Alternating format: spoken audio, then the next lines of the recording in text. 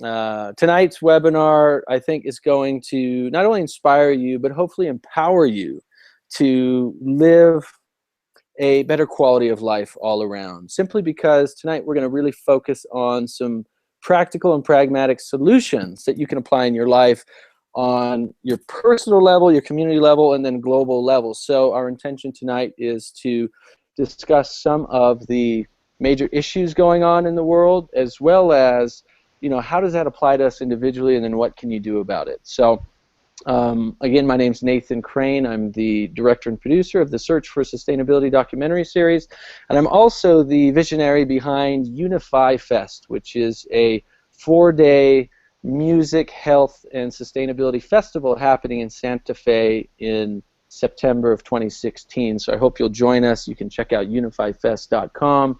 And in tonight's webinar, we're talking about visionary solutions, enacting sustainable global change in a time of crisis. And we have some very inspiring visionaries here with us tonight, and more who will be joining us. So I'm going to go ahead and do some quick introductions so you can meet these visionaries you'll be connecting with tonight, learning from. And yes, please continue to chat, questions, comments, chat with us real quick where you're from, where you're joining us from. We like to know where people are tuning in from all over the world. So I'm going to start here with Ocean. Ocean, say hi to everybody. Hi, everybody. Ocean Robbins here. Happy to be with you.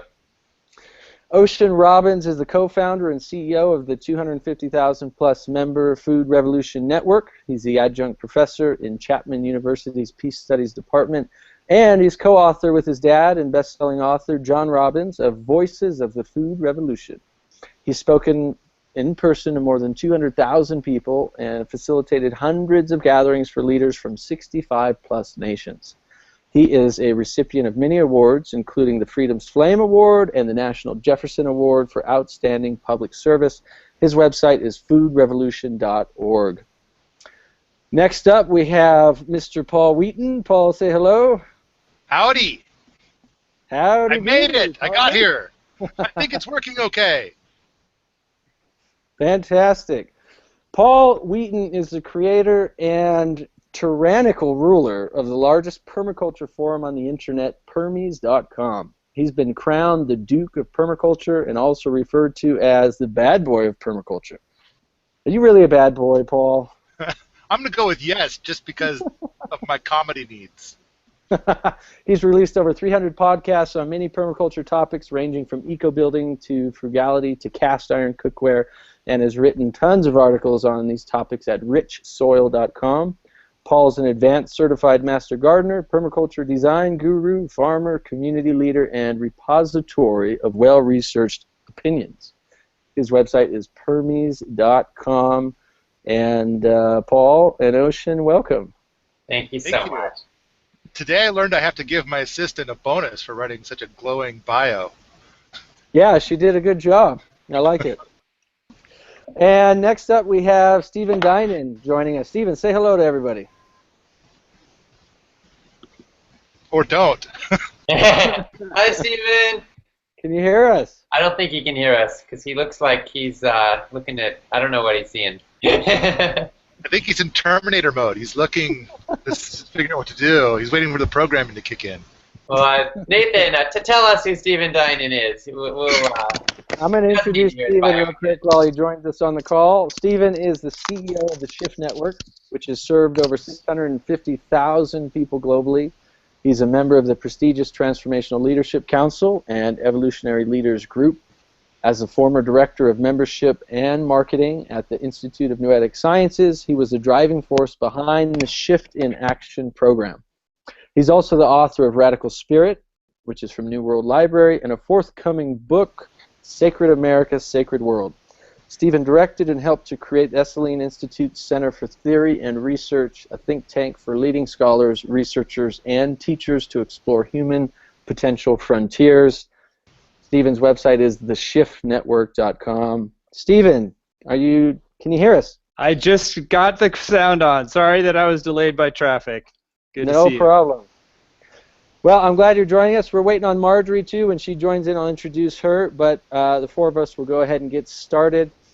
Some of the topics we're going to discuss tonight are food in America, violence versus peace, economics and finances, politics, and goals for the future. So we couldn't talk about more controversial things. I could add in religion in there too if anybody wants, but I think we'll leave it out of tonight's discussion just because we don't have enough time. So let's go ahead and get started. Here's how it's going to work.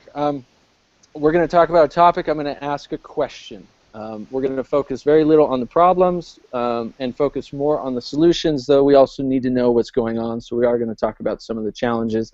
And I'd like everybody to take 2 minutes, each of our visionaries, our presenters here tonight, take 2 minutes on that topic and share.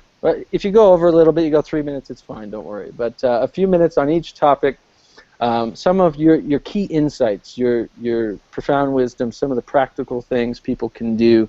All of you have a lot to share, and I'm really excited and honored that you're here joining us, and I'm super happy to welcome all of our community who's joining us from all over the world tonight. So make sure to share, make sure to chat, make sure to help get this out to more people who need to hear this information. So if everybody's ready, we're going to get started on the first topic, and that is food in America. So first question is, what has happened to the food supply? Maybe just a quick 30 seconds on this from each of you. Okay. Well, I'm pretty passionate about this topic. We've got a medical industry that acts like food didn't matter, and we've got a food industry that acts like health didn't matter. We've got a food system that has become beholden to food as a commodity, food as a means of financial exploitation for corporate agenda, and not a community, a web of relationships, which it ultimately needs to be. We have to rethink how we see food to recognize that we are intimately dependent upon a web of ecosystems, and everything we eat literally becomes us. Our relationship with food is intimate, and it's also infinite. Thank you. Paul?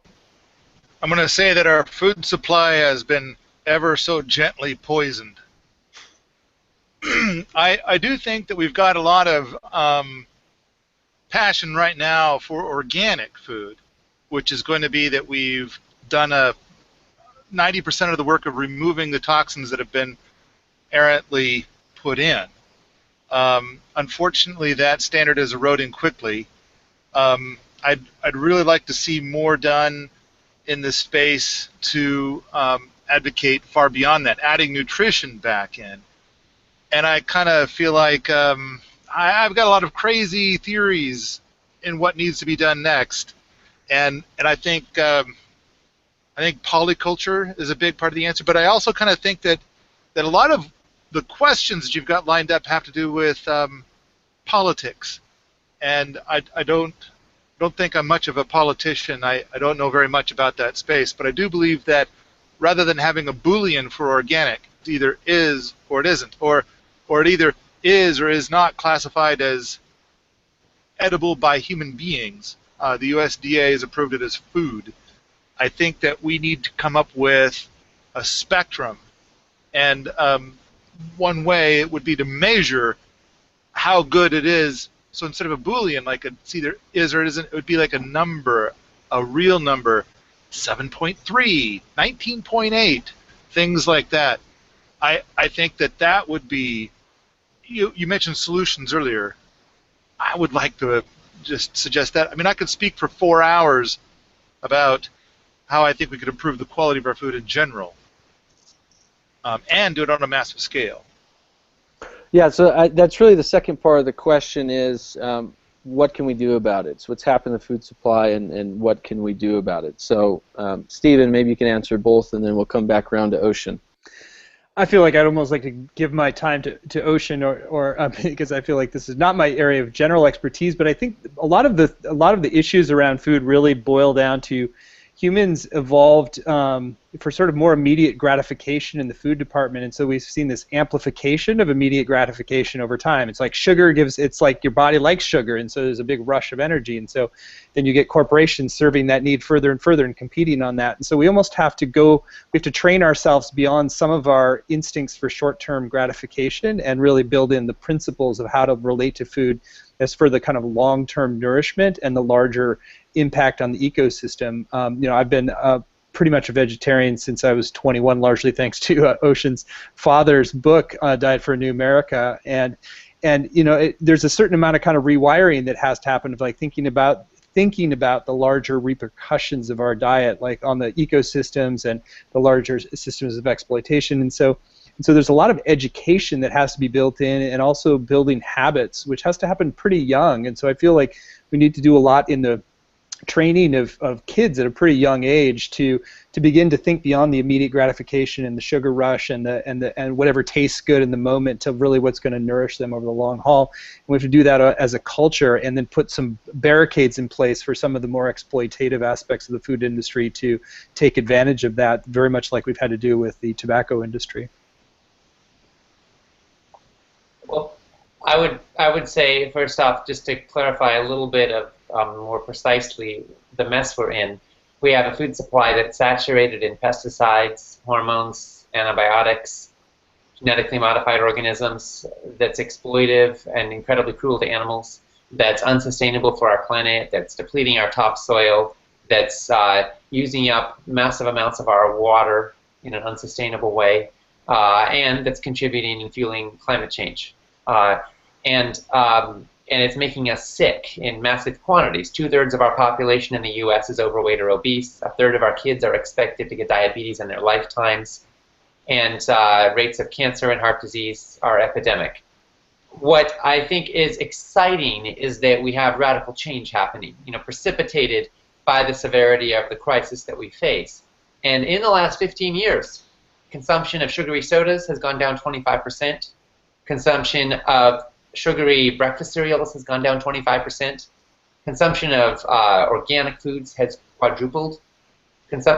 Farmers markets and community-supported agriculture programs have also quadrupled. We are literally participating in a food revolution right here and right now. And more people are stepping forward and saying, enough with the toxic junk. I think that the policies that made food corporations into giants in the 20th century will make them dinosaurs in the 21st century if they don't change their ways. And the handwriting is on the wall because people are fed up with toxic food and we're hungry for a change. And so fair trade, organic, non-GMO, sustainable, natural, humane, local foods are all growing fast. And more people are standing up with their food choices for the life they want, for the health they want, and for the world they want. So I have immense hope, actually, when I look at food, because I know that this is one of our most pivotal opportunity points, leverage points for radical change on this planet in a very, very short span of time. Yeah, absolutely. Paul, I know you've got some insight you're bursting at the seams to share. Oh, I feel like next to these two fellows, all my stuff sounds like crazy talk. First of all, I want to say that I think that when it comes to the short-term gratification issue, I kind of feel like I think we can rise to that challenge without regulation. I kind of feel like I bet we could make some food that tastes better or grow some food that tastes better. I think that when food is more nutrient dense, that it is more delicious. It'll taste better.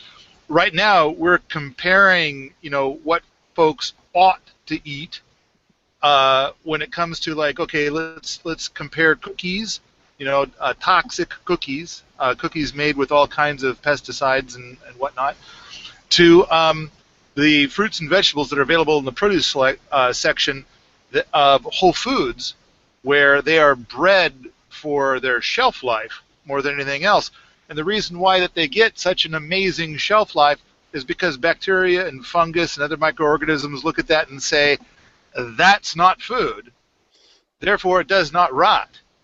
And so I think what we need to be nourishing ourselves with is the food that does rot easily, that does not have that amazing shelf life. And plus, food that comes from a polyculture instead of a monocrop and things like that. I've got so much. I feel like the most nutrient-dense food that you're going to find in the Whole Foods is probably going to be the organic beef that's pasture raised, just because it's coming from a polyculture, and at the same time, probably the most toxic food you're going to be able to find in any grocery store is going to be beef from Safeway, and that's going to be because it's grown on some of the most toxic pastures there are, and the toxins concentrate inside the fat cells of the animal, and people are eating that. It's such a massive and complicated space. It's so frustrating.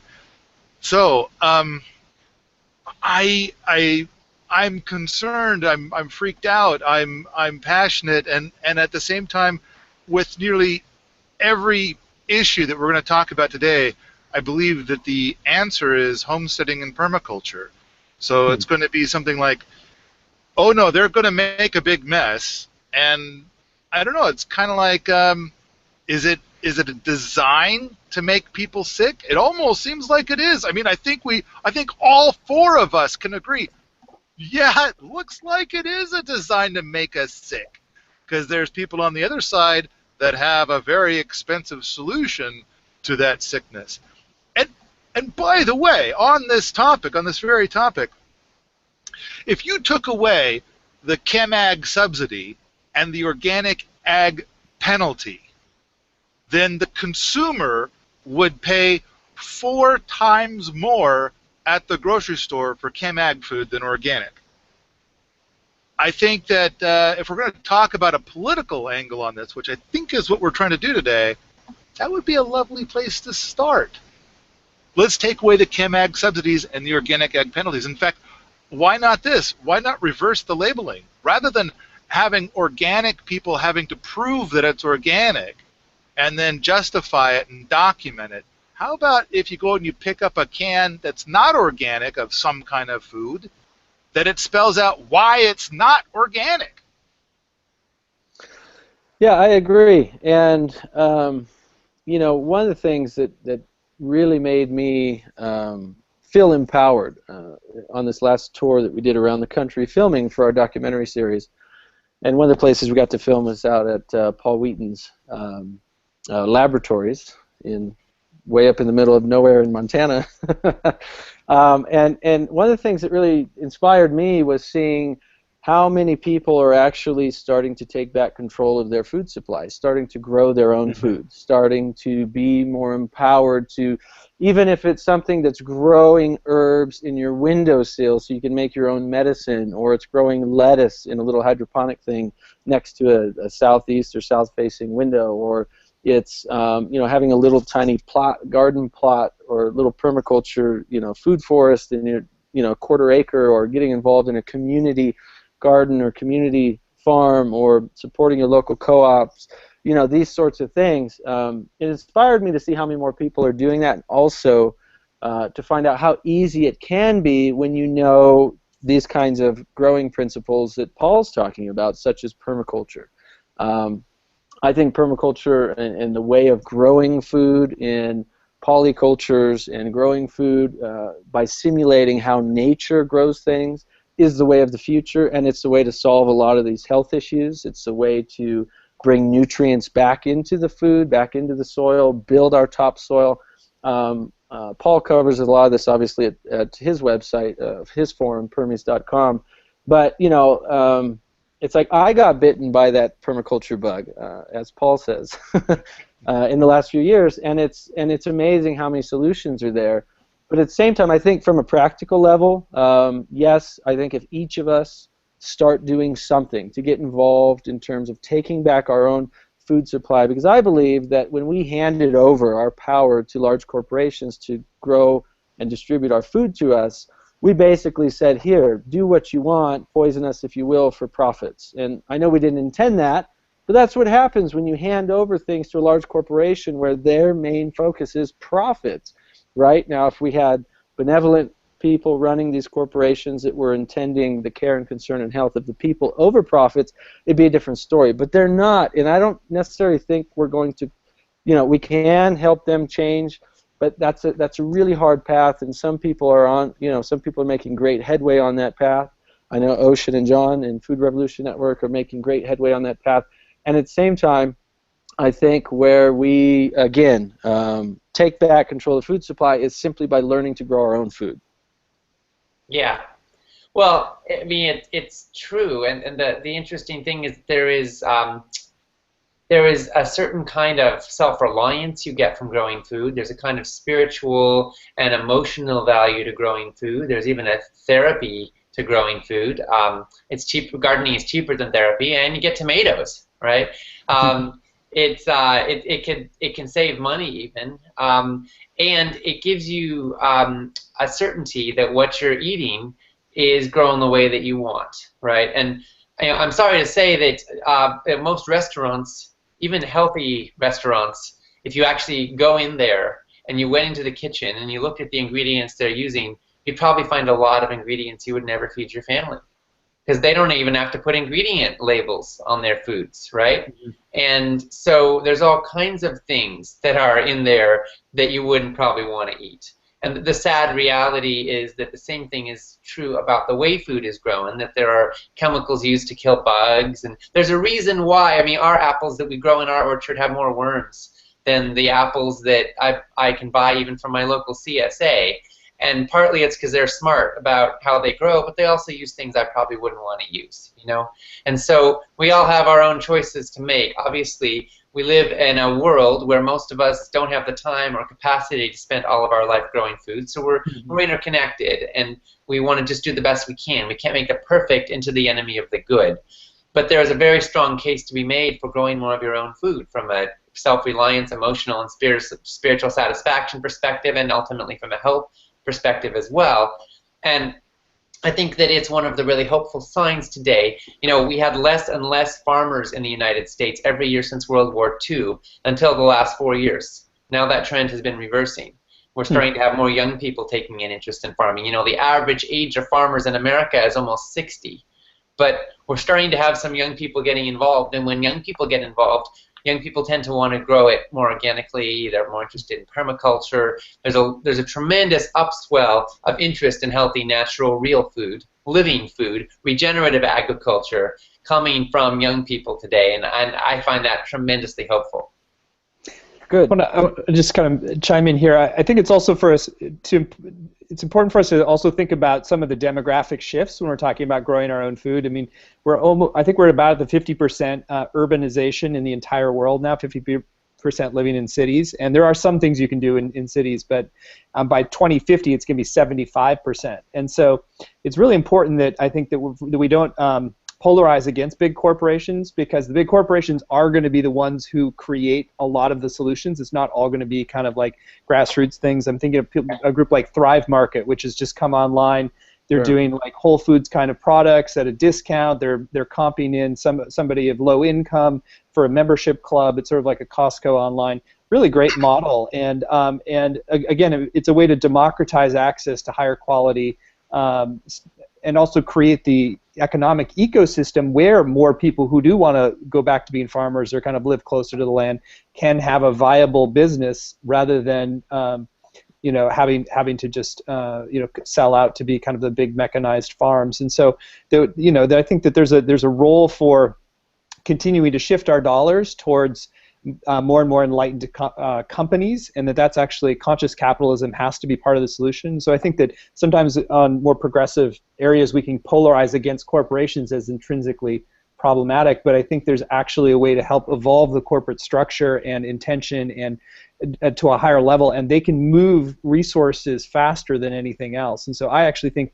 corporations are going to be one of the biggest engines to drive solutions, whether that's franchising, super healthy vegan fast food, or whatever it happens to be that is helping to really create this paradigm shift and move the money and resources and economy more in that direction.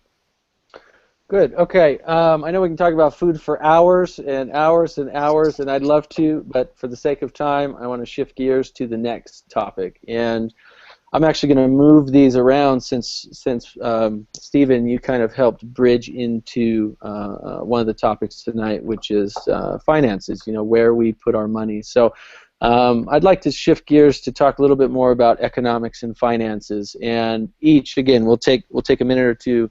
And go around the circle here and try and answer these questions. So first is, you know, what's going on with the financial markets here in America and abroad? If you have some insight into that, you know, what are some of the challenges we're facing? What are some of the, you know, major hindrances that we might be facing as a nation?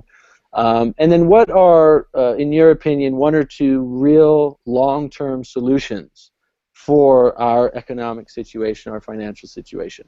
So, Ocean, why don't we start with you again? Oh my goodness. I'm a big fan of local living economies. I'm a big fan of the gift economy. I'm a big fan of social entrepreneurship. I'm a big fan of the notion that small is beautiful. I'm a big fan of shareholder activism. I'm a fan of people trying to marry economy and ecology, of trying to bring economics to life, of companies that are trying to synchronize their bottom line with their integrity, their values, and the well-being of the planet. And I think it's an uphill battle because we've got a norm in which money has been made more important than human life and more important than the earth itself, in which corporations are no longer even accountable so much to their shareholders as they are to economic systems that are bigger than any human being. It's almost like they're kind of like, you know, we have a lot of movies in which human beings create some kind of a robot that ends up trying to take over the world or kill us all, right? I think in a way our monetary system has become a bit like that, in a sense. And what we have to do is we have to find ways to humanize it. We have to find ways to bring love and integrity and ethics and values into it. And I think that the beauty of a free market, when it works properly, is that it creates freedom to create, to express, to innovate, and to serve. And it creates an opportunity for people to have access to those tools, resources, and gifts that they truly feel will benefit and serve their lives. The principle is beautiful. The question is, how do we live into it and how do we create it? And I think that part of the solution is creating real, thriving local living economies and individuals who choose to take a stand, like I know the Shift Network is doing, like the Food Revolution Network is doing, to say, can we have an enterprise that serves people, and that the more good it does, the more money it makes. You know, it's not easy to create that, but it can be done, and more people are doing it, and I think, honestly, that's some of the hope of our world.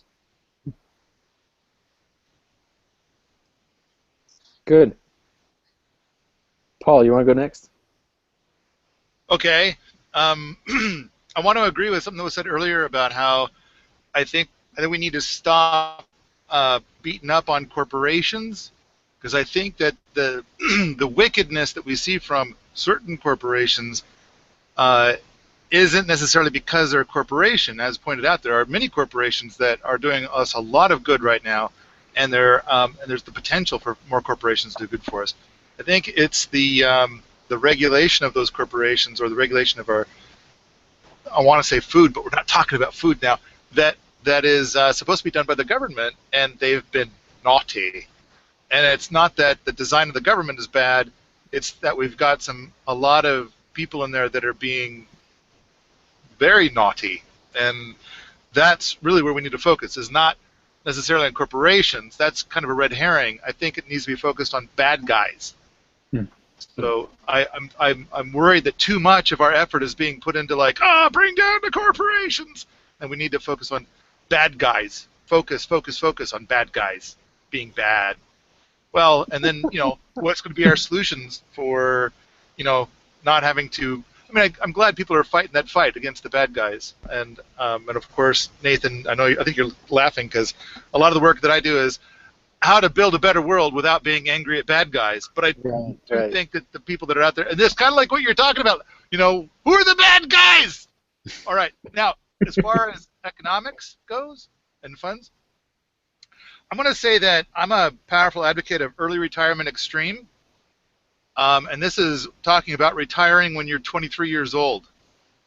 And I find that the stuff that's being done in that space is just amazing, which is very much aligned with Mortgage Free by Rob Roy. I'm not sure if you guys are familiar with that one, but a lot of the work that I'm doing is kind of embracing a lot of that space, how to get out of the rat race and then get into something that where you're effectively retired, and your income needs drop by a factor of 20 or so, and that you no longer have debt. I'm also a powerful advocate of residual income streams. And so, whereas we're talking about local economies, I kind of feel like I like to focus on more of personal freedom in this space, and so which tends to be more of a distributed economy. And so I kind of feel like, fill out your portfolio. I think there's a lot to be said with the local economy and the value of community that comes from a local economy, and working with people that are right here, within a couple of 100 feet of you, and so an uber local economy, if you will. And as far as gift economy, I'm sure I do not fully understand it because I've had it described to me about 40 times, and I feel like at the same time I very much live it. And I imagine all four of us have lived it to some degree, where we have given away enormous quantities of material for absolutely free, and then magic happens, and love comes back, and suddenly we kind of don't seem to need as much money as we used to. Am I the only one that's experiencing this? Are you guys experiencing it too? Yeah. You can nod. Yeah. Yes. Yeah. Wacky, huh? Just give everything away, and somehow it turns into luck or something. I think I'm out of time. You said 2 minutes. I think I did it. I think you guys have both done a great job of talking about some of the the personal things we can do. I'll talk a little bit some big picture things I think need reform. First of all, I mean, the way that we create our money intrinsically is designed to create scarcity, and there's a whole backstory on that. People hear a bit about the Federal Reserve, for instance, but basically it's a private group that is printing money and expecting it to be paid back with interest, which then creates scarcity in the whole system and more competition. And so people like Bernard Liotard, who helped design the euro, have really made the point that our money system is intrinsically designed to foster this kind of scarcity and competition and debt psychology.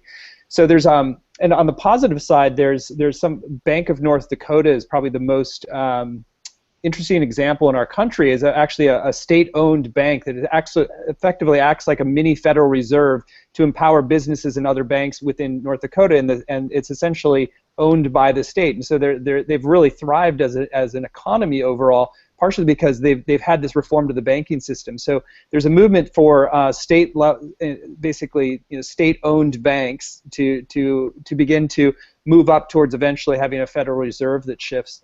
And so I think that's one of the deep structures that needs to shift.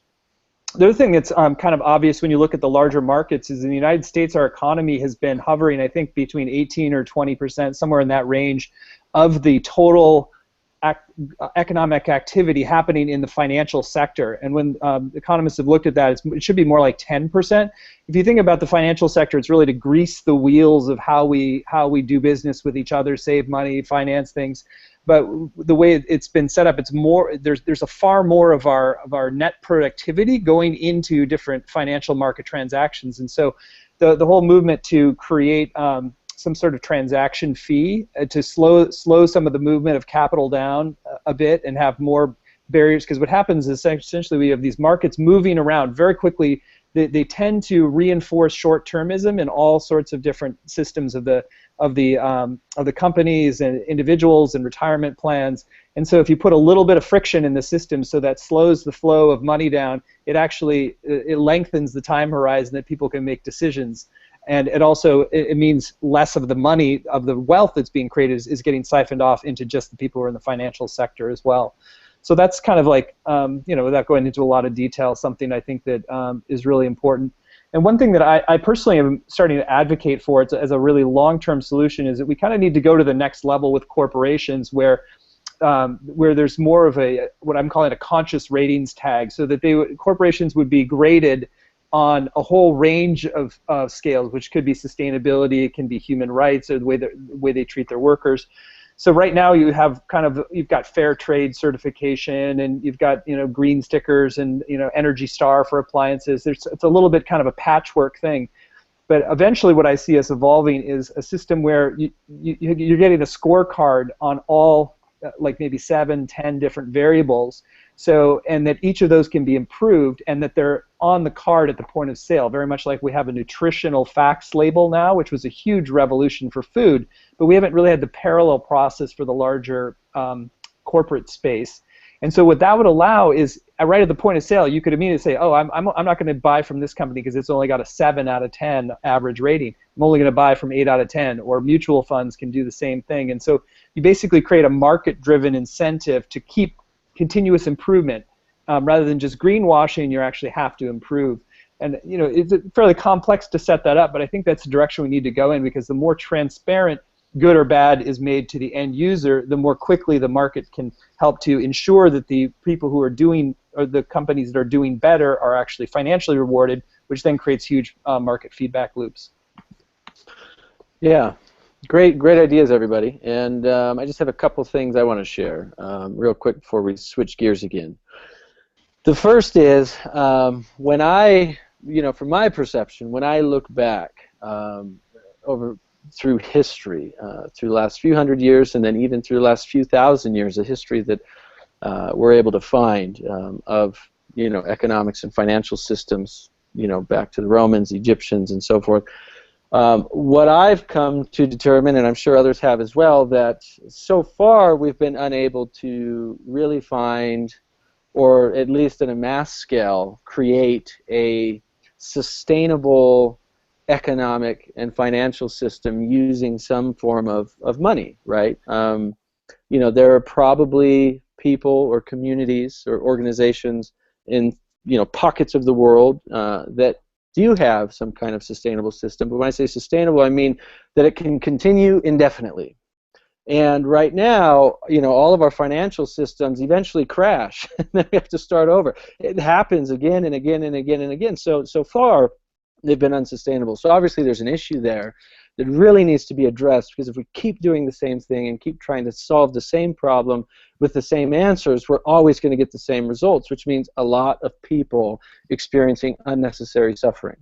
And so with that said, I want to also say something that you probably have heard before, or maybe you haven't, that it's as simple as where we put our money is what we tell the industry to make for us. Right.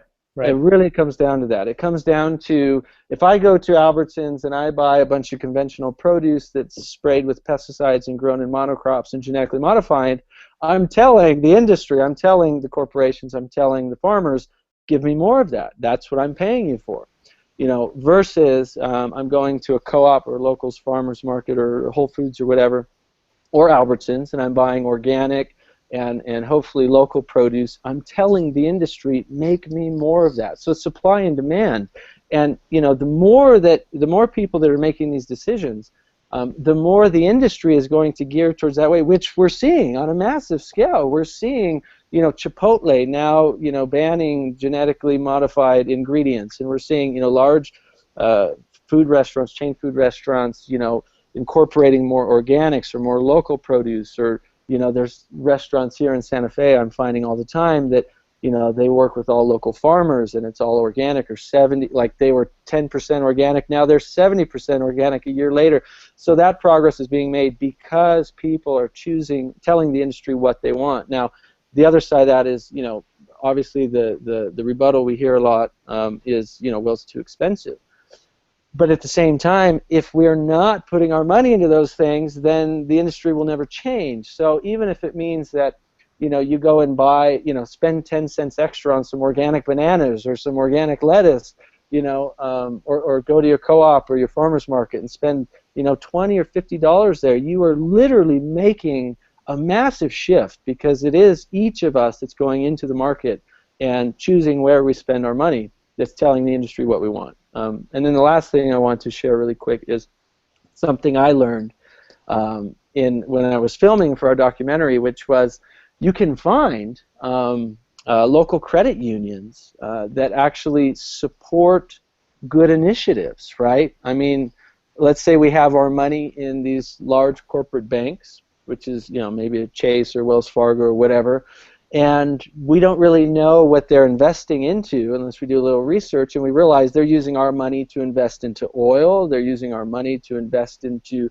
genetic engineering, they're using our money to invest in things that are destroying the planet. So one of the things I'm looking into now is finding local credit unions to switch our bank accounts over to that are doing things that are investing into, maybe solar technology, or maybe they're investing into local economy, or they're investing into co-ops or organic farms. These are all over the country, and they're popping up all over the world. We just have to actively go out and find them.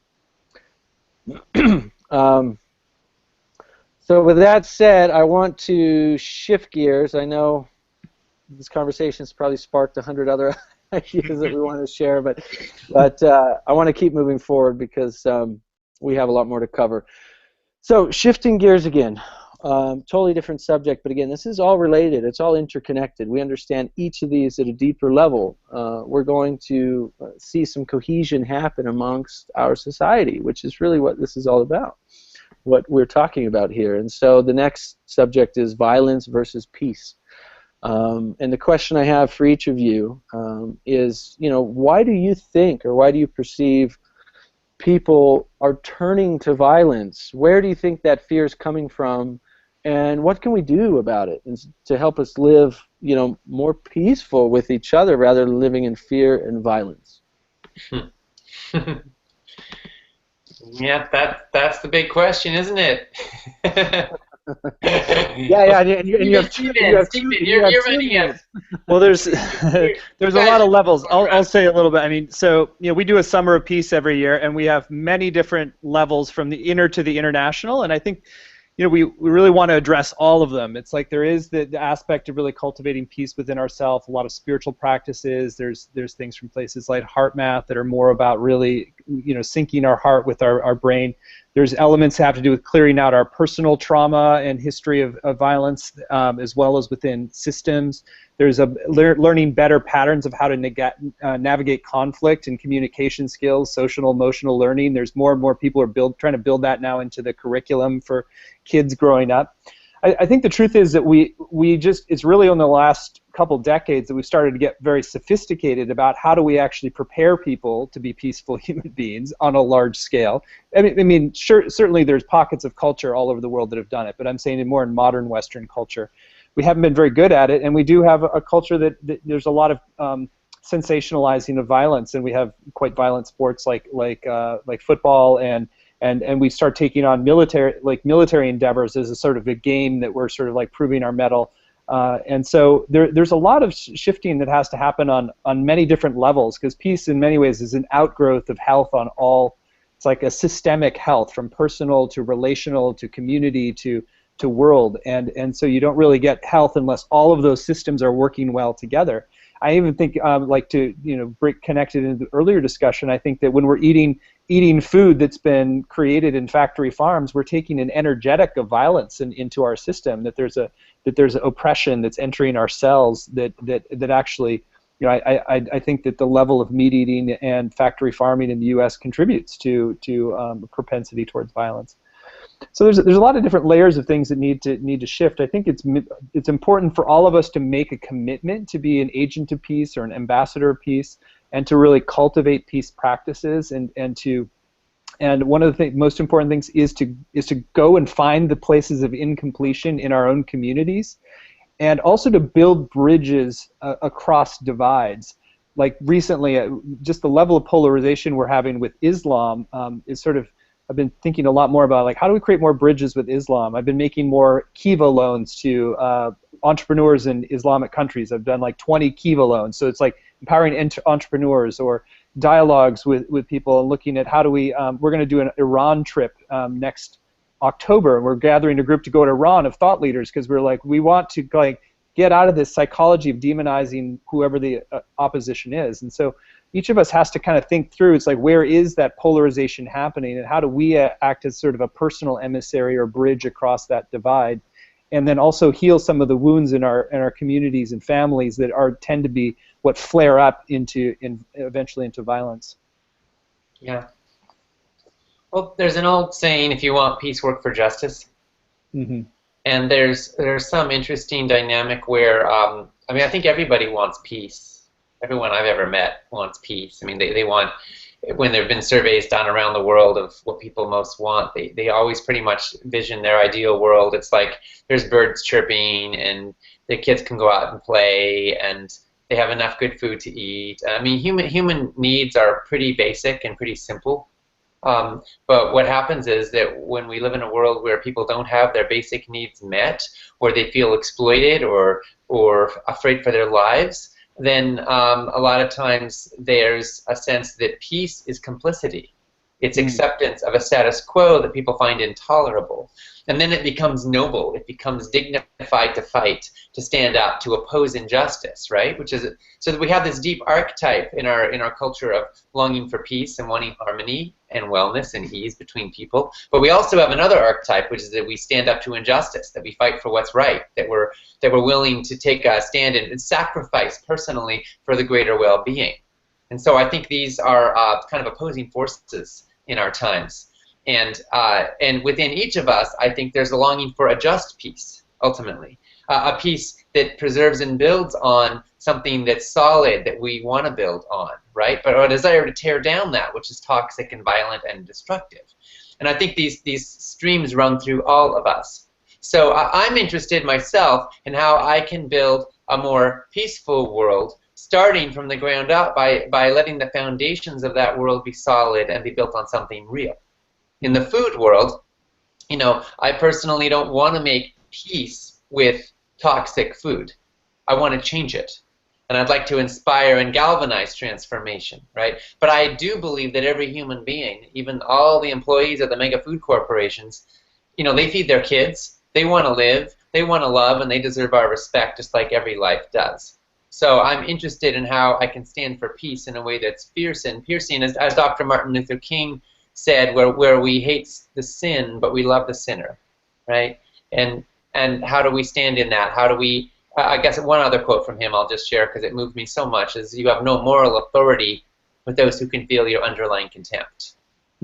So how do we regain moral authority in our relationships and our webs of relationships so that we can truly stand for justice and stand for the world we want with a kind of moral authority that acknowledges the dignity of all life? Oh man, how the hell am I going to follow that? Wow, Ocean, that was profound, man. That was amazing.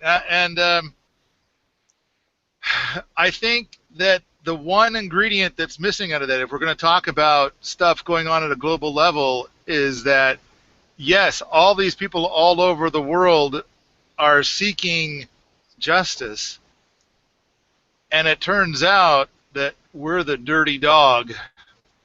We've been lying to folks, you know, by the boatload for so long, and it keeps coming up that it's like, oh, well, we found out why these guys got so upset with us.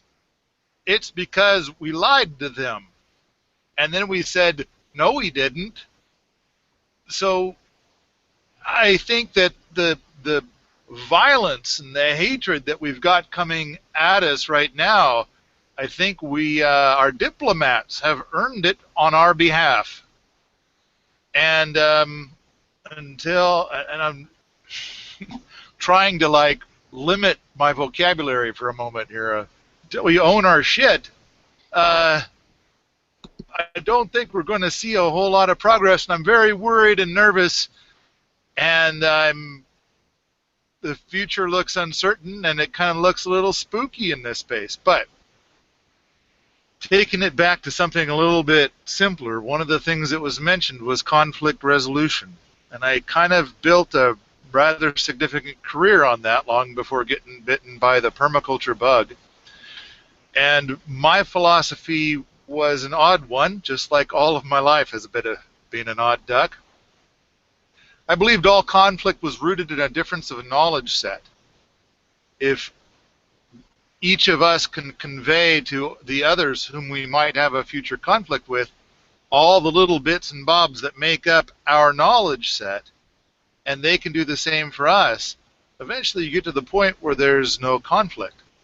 Assuming, of course, there's not somebody in the room that's trying to be nefarious in some way. And I think I agree with Ocean that most people, in fact, you could even try to say all people, or nearly all people, have a deep passion for being good and decent and wanting justice and wanting peace. It's just this occasional bit of nefarious for these very rare individuals, and then, of course, I believe, the difference of knowledge set. Yeah, well said. I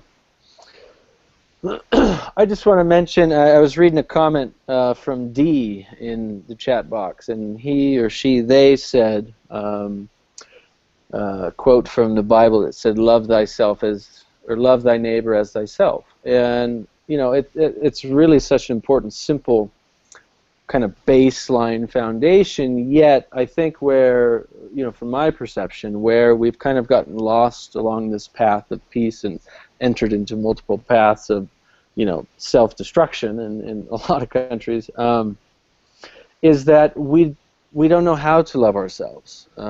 You know, so if you don't know how to love yourself, if you toxify yourself with toxic food, if you condemn yourself with negative thinking, with judgment and blame and criticism, if you live in a state of constant emotional flux of anger or greed or you know, demanding things from other people, you know, a sense of righteousness or even beyond righteousness, more of a vengeance kind of righteousness.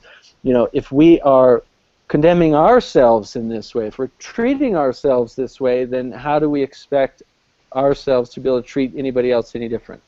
And so I think there's a really valuable lesson in this life for each of us to, one, you know, if we want a sense of peace, which to me peace just means, you know, being happy in life, being content in life, having a sense of balance in your life. You know, obviously we're always going to experience some level of anger or discomfort, or maybe, you know, someone did something terrible to you and you want revenge. You know, those emotions are human and they're going to come up. But when we judge ourselves, blame ourselves, condemn ourselves, criticize ourselves to the extent where it becomes detrimental to our emotional and mental health, then we are no longer loving ourselves. We are no longer supporting the inner peace, the inner sanctity inside of ourselves. And so for each of us to go out and want to make a shift in the world, we have to find peace within ourselves. And I think, you know, the visionaries on this call, you can sense a level of peace and contentment in their lives, in our lives. And so, you know, this is the kind of work we're able to do. We're able to go out into the world and able to share peace and inspiration and encouraging ideas with other people, because we're not going out into the world condemning people and blaming everybody else. We're focusing on solutions from a standpoint of, hey, let's make this world better for all of us. And to do that, we have to learn to love ourselves. And I think, you know, without getting too much into that, I think the thing that's helped me in the last, you know, decade, because anyone who knows my story, I mean, I was homeless, I was addicted to drugs and alcohol, I was the most angry and violent kid that you'd ever met in your life, you know, throwing knives at police officers and threatening teachers to, you know, end their lives, and in fights, 3 or 4 fights a week, you know, picking on college kids when I was a 15-year-old kid. This kind of anger and violence and inner rage and revenge was simply because I didn't understand myself, because, you know, being homeless and thinking that everybody left me and hurt me and the world was out to get me, I then projected that onto others, which is happening to everybody at some level, whether it's really intense like it was for me, or it's very subtle yet it comes out in our daily interactions. So the thing that's really helped me is meditation. And, you know, you don't have to be religious or spiritual to meditate. I think in any though while I say it, I do think that every religion and every spiritual group and sect, and everything from Sufism to Buddhism to Hinduism to Christianity and so on that I've studied and spent time with, they teach meditation. They teach meditation as a way to find inner peace. And so if we want to see peace out in the world, I think, we have to first find that peace within ourselves. And I'm not saying it's easy, but I think it's necessary. And I think it's possible for everybody. But like Paul said, we have some major issues, and it can be scary, but we have a choice. We can live in fear, and we can act out of fear, which is going to give us an end result that's going to be fear-based, or we can learn to implement simple practices in our lives that help us to not be in fear constantly and find peace within ourselves. And then the end result is going to reflect that, and obviously we can't change anybody else. The only person we're going to be able to change is right here, and so it takes each of us. So, with that said, thank you, and such inspiring topics here being shared by everybody. Great ideas, and I've been reading the chat, so thank you everybody for sharing in the chat as well. I was going to go into politics. I don't think we have time for it. I think we covered some political stuff as well, and I think we need a whole other webinar dedicated to an hour if we want to get into more political stuff, which I'd rather not right now. So what I'd rather do is end this particular webinar with a couple minutes from each of you about goals for the future. What do you think? What are one or two really empowering things that you think each of us can do that's going to help turn this country and hopefully turn the world on a better track for a brighter future? Ocean, you still there? You wanna lead the way again? He looks like he's not even sitting in his chair. Where'd he go? I thought he was hiding below his camera. He maybe he made a run for the loo. All right, Paul, you're up. Oh boy. Well, I kind of feel like the stuff that I project from my empire, if you can call it that, is learn how to build a better world rather than being angry at bad guys. I do think that the people that make it their full-time job to be angry at bad guys, I'm so glad they're out there doing that. And I'm trusting that they're going to keep up the good fight while I go out and do other things. I do believe that learning about permaculture, learning about natural building, learning about how each of us might choose to make the leap out to homesteading, which, Stephen, I understand where you're going, where you're saying we're moving towards a society that's more and more city-based, but I kind of wonder if that's the design of somebody that's not looking out after our general interests rather than what we might choose to seek ourselves. I would say that when we start talking about pollution and energy and war, I keep thinking about, what can we do in our backyard? In fact, Derek Jensen recently wrote some stuff about how you can't do things in your backyard that are going to make a difference. And I wrote a rather lengthy essay saying, oh yeah! And I proceeded to come up with a list of things that people can do in their backyards to solve the global problems. And it's like, and then not only that, but we can solve problems not only that we're causing ourselves, but that we can cover, a dozen other people as well. It can be done. I'm really sad to hear when people talk about what's the best thing you can do for the planet, and people say, I've heard this I don't know how many times, people say, die, or dig your own grave and then bury yourself so no one has to do it for you. And I think, no, I think that there's a lot that we can each do in our own backyards to make the world a better place on a global level. And it's not that tough. I think, and of course I want to just start listing off all the things, rocket mass heaters, wafadi, polyculture, hugelkulture, all of the alternative energy things, and then most of all, conservation of energy can be, you can live a more luxuriant life with conservation with just a little tidbits of knowledge. And I can easily eat up 5 or 6 hours in this space. But I think that's my position. Good. Thank you. Stephen, you want to go ahead? Yeah, I think it's really a couple things that feel really important. First is to really be the change that you want to see. It's hackneyed, but it's true. It's like to take the time to make our life a shining example of the world we want to create on every level. Whether it's our relationships, it's what we eat, it's like how we outfit our home. So when we create a sanctuary or an oasis of conscious living, that fuels everything else we do.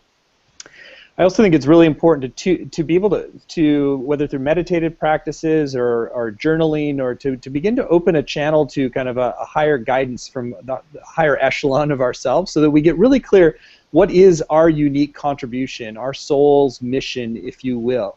And because when that really comes through, then everything else starts to constellate around that. Now, a lot of magic can happen. I mean, I got a download in a meditation retreat that has led to the Shift Network, and we've had 650,000 people participate in things around the world. And so there's huge ripples when we really get trued up with what we're here, why we've incarnated. And Nathan, I see that in you, and Ocean, and Paul.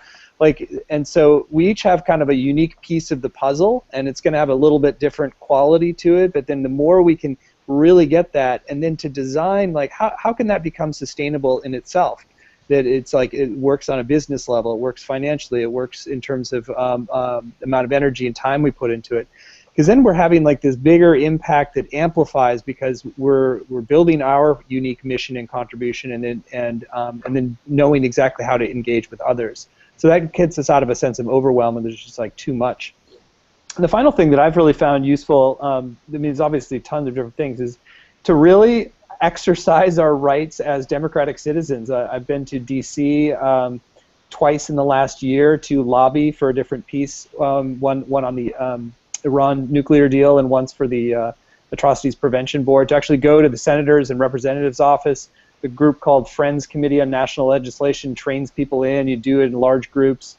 You can also do it locally. There's something about calling your representatives and senators.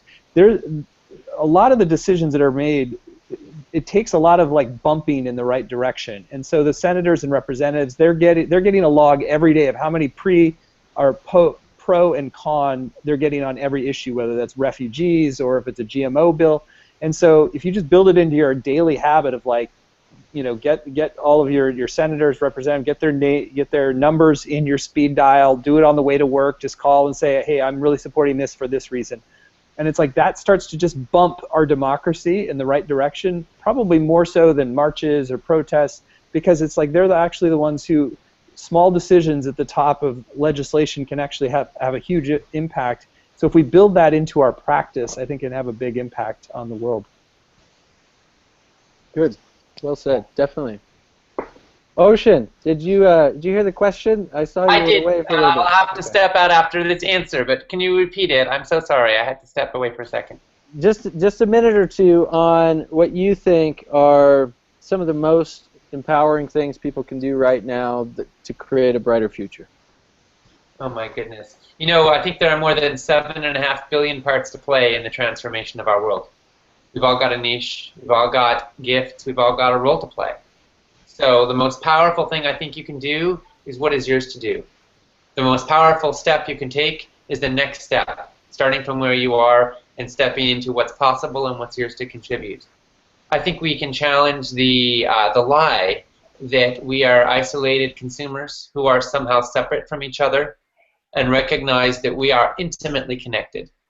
Every breath we take, every bite of food we eat connects us to ecosystems, people, policies, and communities all over the planet. And so in the choices that we make, we have an opportunity to take our rightful place in the web of relations on this planet, to take a stand for the values and the integrity we have, for the life we want, for the health we want, for the planet we want. And we recognize, I think all of us, that something is deeply askew, something is deeply out of alignment, and it's become normalized in our world today. But we also, I think, recognize that we're finding ourselves. We're finding ourselves in the midst of the madness and the chaos, and finding our place and our service and our contribution and what it means to truly live in integrity. Norman Cousins said nothing is more powerful than an individual acting out of his or her own conscience and thus helping to bring the collective conscience to life. So I guess in my closing for this time, I just want to say thank you to all of the speakers and all of the participants, to all of us who are seeking to find our conscience and to act from it, because we do so not just for our own integrity, our own joy, and our own sense of purpose, but also for all of life on this planet. Thank you. And we are graced by the amazing Marjory Wildcraft's presence here just at the very tail end of the webinar, just in time, Marjory, to comment on the very last closing piece. How do you have such impeccable timing? No, I'm late, Nathan. It's not impeccable timing. I apologize to everybody. You know, I just love what Ocean said. I love the saying that Kurzweil uses, and I'm not a big fan of technology is going to save us, but Kurzweil has a wonderful saying that the singularity is near. And we've been blessed to be born and live in this incredible time period. And we have a lot of resources. For me, you know, my whole passion is homegrown food on every table, and I think that that's one of the most simplest and easiest solutions that you as an individual can start doing today and having a tremendous impact not only for your own body and your own health, but the entire planet. Beautiful. Well, I want to give Marjory just a brief introduction and then a chance to answer this final question. Maybe a little bit deeper, Marjory. Marjory is the founder of the Grow Network, which is the online home of a global network of people who produce their own food and medicine. She's featured as an expert in sustainable living by National Geographic, and she speaks at events like Mother Earth News, other festivals, and regular guest on Coast to Coast AM. And her website is growyourowngroceries.org. This final question, Marjory, which you touched on, and maybe just one more minute if you'd like to share. There's really, you know, goals for the future. What's it going to take to turn this country and hopefully the world on a better track for a brighter future? It really is going to take everybody at an individual level making an effort. I think we've learned the big experiment we've been involved with for the past few decades is, could we centralize our food and medicine somewhere else and have that be produced somewhere else for us by big corporations? And the resounding answer is no. That doesn't work, and we really need to. And can we actually count on a whole bunch of small organic farmers to do it? Not really. You know, it's really going to be us as individuals taking back our health by growing our own food, producing our own medicine, getting involved in our communities, figuring out how to live using less energy with different shelter and you know, different modes of transportation and different shipping systems. We've got a whole lot we need to work on. That's the exciting part. You know, we're like pioneers in a whole new age. We're really getting to do something amazing, and it's wonderful venues like this where we're gathering. I think that, you know, the pendulum has swung all the way to one extreme, and now it's starting to go back, and it's palpable that it's coming back, and that there is a movement, that there's a bunch of us that get it and that are saying, hey, we're going to become empowered, and we're doing this, but the pendulum has a lot longer way to go. So that's the exciting part, is to get on that journey during the fast part. Beautiful. And just a final remark here, 1 minute on my end. I just want to say, whatever you do in your life, try to think in terms of, is this sustainable? Is this something that can continue indefinitely? And try not to judge yourself along that path, you know, because just about everything we do, for the most part, majority of people in America, in many other countries, is not sustainable. It cannot continue indefinitely without destroying the planet. When I say sustainable, I'm also talking about regenerative, and I'm talking about the ability to thrive, you know, the ability to actually regenerate itself over and over again, so that we're leaving the land, we're leaving the planet, we're leaving our communities, we're leaving our relationships better than we found it. And one of the things through the Search for Sustainability documentary series that we focused on was just about every facet of life, and looking at it from that sustainable viewpoint, asking the question of, you know, is this sustainable? And if not, if it's something that cannot continue indefinitely, then what is? And I think we covered a lot of that in the subjects on this webinar tonight, and I want to thank all of you for sharing your wisdom, your insights, your gifts, your passions in the ways that you show up in the world in such tremendous ways. I want to thank all of our attendees who tuned in, who are chatting, who came in late. We are going to have this as a replay. It's going to be on YouTube. This is going to be a free webinar. We'll leave up indefinitely as long as YouTube allows it. Hopefully they don't kick it off, because we're talking about some pretty cool stuff here. and I want to encourage everyone listening, find this on YouTube. We'll email the replay link.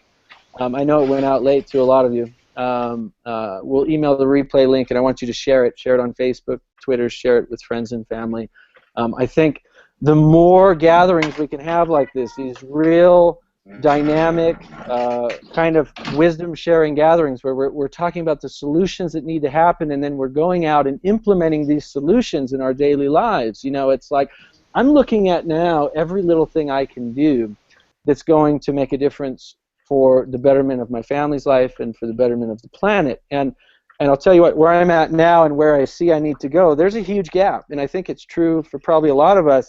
Yet if we can each take little steps to get there, we can start growing a little bit of our own food. We can learn from Marjory and Paul and Ocean.